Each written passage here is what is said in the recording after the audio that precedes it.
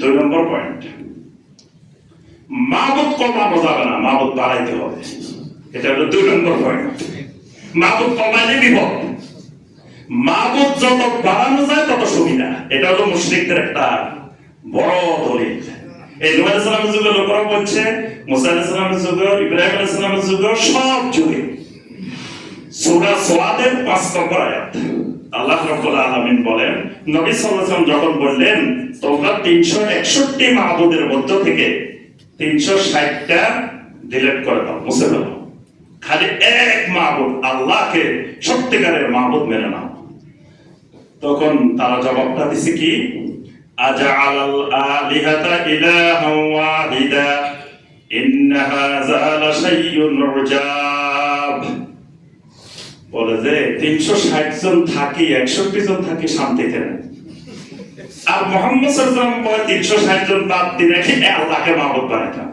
এবার তো আমাদের অশান্তির কুল কিনারা খুঁজে পাওয়া যাবে না, কারণ এখন এক এক সেক্টরে এক এক মাবুদে কাজ করে। ছেলে মেয়ে হয় না, এই মাবুদের কাজ। ব্যবসা বাণিজ্যের উন্নতি হইতেছে না, ওই মাবুদে করে। জ্বর হয়েছে, এই মাবুদে করে। ক্যান্সার হয়েছে, এই মাবুদে করে। এই সমস্যা, এই মাবুদে করে। তাহলে এক সেক্টরে এক মাবুদের কাজ ভাগ করে দিচ্ছি আমরা। এখন যদি সব কাজ আল্লাহ হাতে দিয়ে দেওয়া, আল্লাহ কয় দিক সামলাবে? নাউজুবিল্লাহ।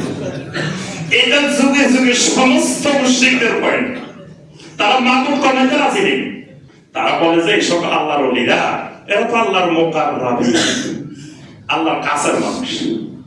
তো সুতরাং আল্লাহর কাছের মানুষ, আল্লাহকে আমাদেরকে চিনে নাকি সবাই? কি এলাকার এমপি সাহেব কি এলাকার মানুষ সব চিনে? তো সুতরাং এমপি সাহেবের কাছে যাইতে হলে যারে চিনে তারে ধরে নিয়ে যাইতে হবে সাথে করে, তাহলে এমপি সাহেব কাজটা করে দিব। আমি সরাসরি চলে গেছি এমপি সাহেবের কাছে, এমপি সাহেব তো আমাকে চিনেই না, কাজটা করবে কেমনে? এখন কোন বান্দা যদি সরাসরি আল্লাহর কাছে চলে যায়, তাহলে আল্লাহ তারা চিনে নাকি? আল্লাহ কাজটা কিভাবে করবে? কি করতে হবে?